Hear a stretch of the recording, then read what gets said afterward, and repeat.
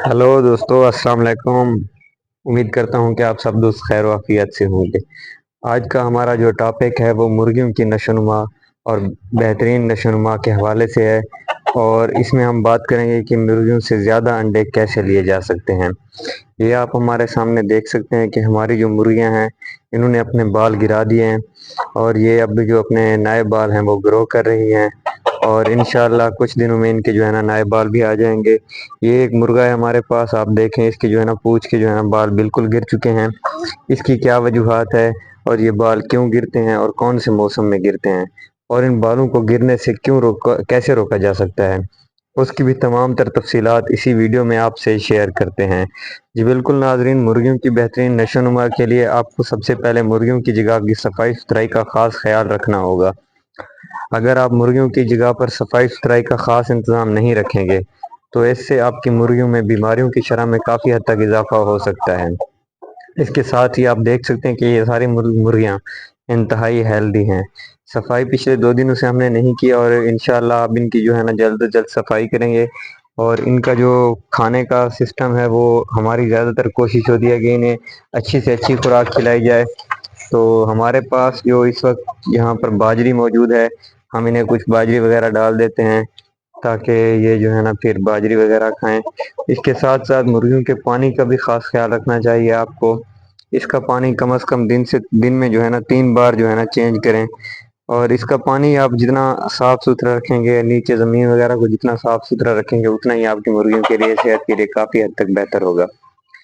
तो अब अपने टॉपिक की तरफ आते हैं कि ये मुर्गियों के बाल क्यों गिर रहे हैं और जो इनसे ज़्यादा मुर्गियों से ज़्यादा अंडे किस तरह लिए जा सकते हैं, उस पर बात करते हैं। जी बिल्कुल, जैसा कि आप सब दोस्त जो मुर्गी का शौक़ रखते हैं और मुर्गियाँ पालना चाहते हैं, उनकी इन्फॉर्मेशन के लिए इंतहाई अहम वीडियो है।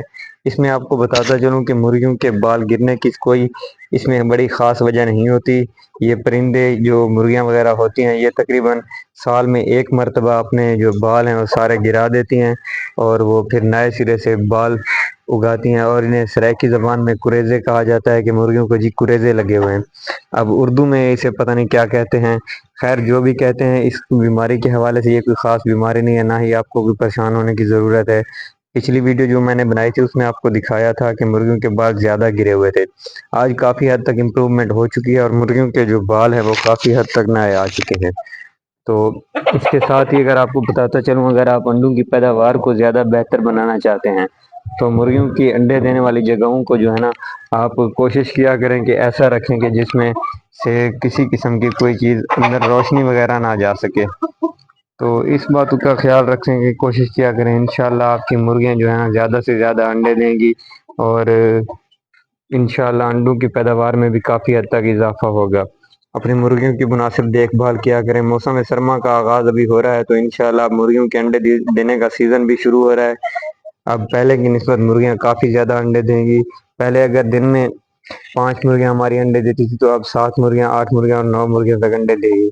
इंशाल्लाह ये पोजीशन आहिस्ता आहिस्ता बेहतरी की तरफ जाएगी और ये देखें कितनी मुर्गियाँ एक्टिव हुई पड़ी हैं। तो अपनी मुर्गियों की खुराक का ख़ास ख्याल रखें, इससे आपकी मुर्गियों की जो है ना अंडे देने की पैदावार में काफ़ी हद तक इजाफा होगा। मज़ीद इस तरह की दिलचस्प वीडियोस देखने के लिए और मुर्गियों के हवाले से इंफॉर्मेशन वीडियोस देखने के लिए हमारे यूट्यूब चैनल को सब्सक्राइब करें, लाइक करें, शेयर करें। फ़ी अमानिल्लाह।